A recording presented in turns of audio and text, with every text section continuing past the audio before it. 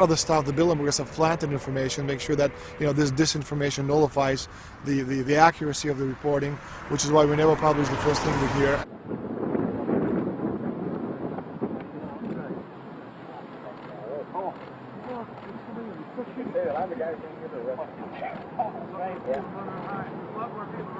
That looks like Rockefeller.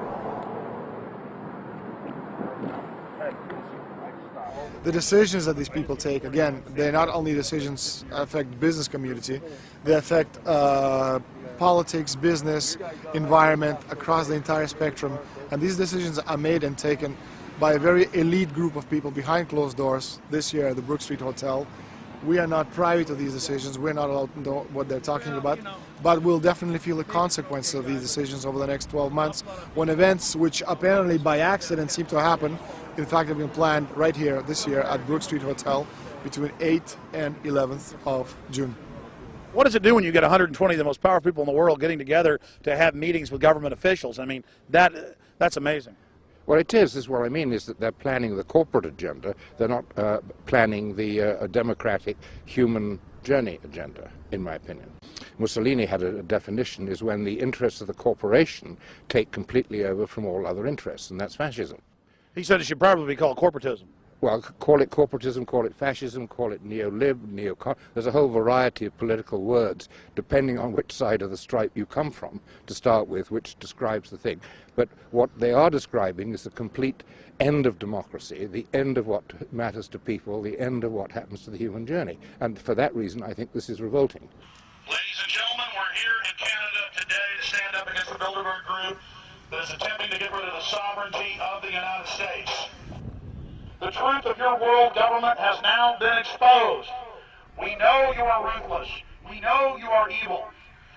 To David Rockefeller, to the Rothschild representatives here, to the Queen of the Netherlands, to all of you, we tell you, you are not our queens. You are not our kings. You are not our gods. We do not belong to you. We are not your slaves. We stand as free humans, have stood since the beginning of time against the strong men, against the thugs, against the bullies. We will defeat your world government. We will defeat world taxation. We will defeat your control grid. God is on our side. I stand before the creator of the universe, and I ask the creator of the universe, as our founding fathers did in 1776, to lead, guide, and direct us, and to give us the power and the foresight and the understanding and the will to stand against your entire agenda, including your final plan of world population reduction of 80% that Henry Kissinger penned in 1973. Why do you put mercury in the vaccines, sodium fluoride in the water? Why? Why do you put cancer viruses in the vaccines? Why have you used depleted uranium now in 4 separate nations? You're arrogant. You have the sickness that elites have had throughout history in their literal and, in some cases, figurative ivory towers. You believe that you're invincible. You will and you are failing now. Your New World Order will fall. Humanity will defeat you. The answer to 1984 is 1776.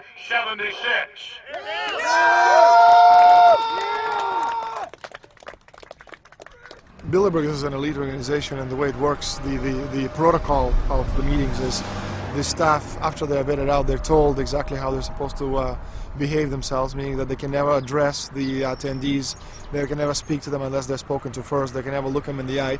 They have to approach them from the right side, the people who are right-handed, and from the left side, the people who are left-handed.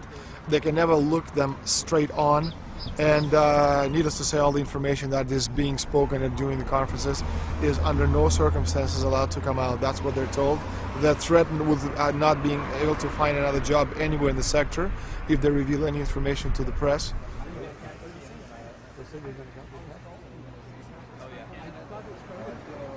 Richard Holbrooke? Ambassador Richard Holbrooke thought the peasantry wouldn't recognize him if he took a stroll off the grounds of Brook Street.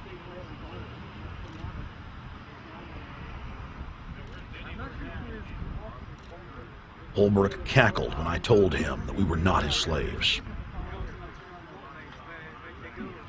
Holbrooke, we're not your slaves, Holbrooke. We're not your slaves.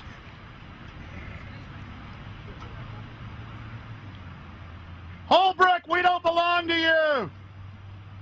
We're not your property.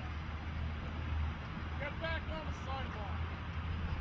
We're free humanity. Yeah, there he goes. Howard. They love it.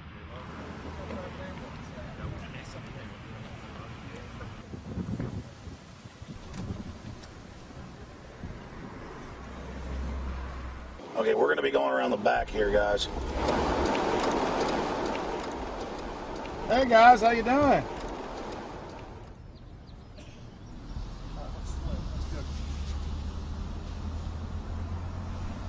There are several rings of security service. The American delegation at every Bilderberg meeting is usually protected by the CIA and a special division of the US Army. The British delegation is protected by the MI6. Israelis usually are protected by the Mossad. The Ottawa police, in this case, working for the security, they have very little, actually they don't have any information at all on what the meeting is about. They don't even know who the Bilderbergs are. Then there's an elite private firm protecting the perimeter, doing all the dirty work, such as shooting off the photographers and bothering the protesters. But, you know, that's like piddly stuff. All the heavy stuff is done by the security service, such as the CIA, MI6. Some years ago, my legs were a little bit stronger than they are now, and I crept over a fence under cover of darkness and approached. The cops started yelling and pointing at me, so I ran with speed I didn't know I still had, and some shots were fired, but they were far above my head. I mean, they were intimidating, but they were not really trying to kill me. Not when sharpshooters are fired far above, 20 feet above your head. Bilderberg was founded by David Rockefeller and the Rothschilds in Britain and Europe. They're still the main powers. Baron Evelyn D. Rothschild, a male, attended for many years. Rothschild is still represented. You'll see them on the list of participants. Somebody representing the Rothschild group. They are the main powers behind Bilderberg. The Dutch World Shell is part of the Queen's fortune. Of course, the Rockefellers have always had heavy oil interests. That was the original source of their old money from the old man. Jim just got the official Bilderberg letterhead list from his mole inside the Bilderberg group. Let's go look at it. Wall Street Journal.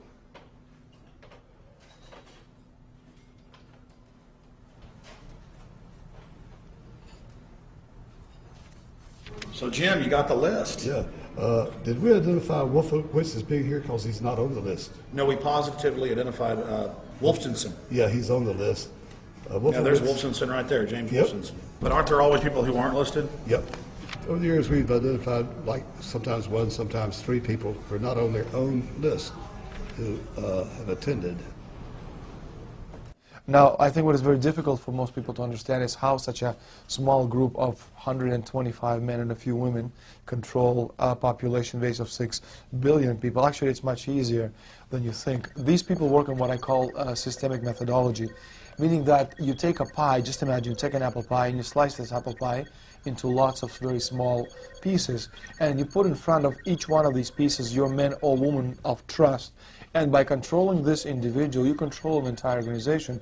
For example, if you take Paul Wolfowitz, who runs the World Bank, through him you can control the entire organization. You don't need to control what the dishwasher or the toilet cleaner thinks or does or believes in. You just need to control what he does and what he believes in. And what he does will permeate the entire organization. And that's how you control, with very, very small power base, an entire global population of 6 billion people. Bilderberg is making great progress toward a world government. They have created a superstate in Europe called the European Union.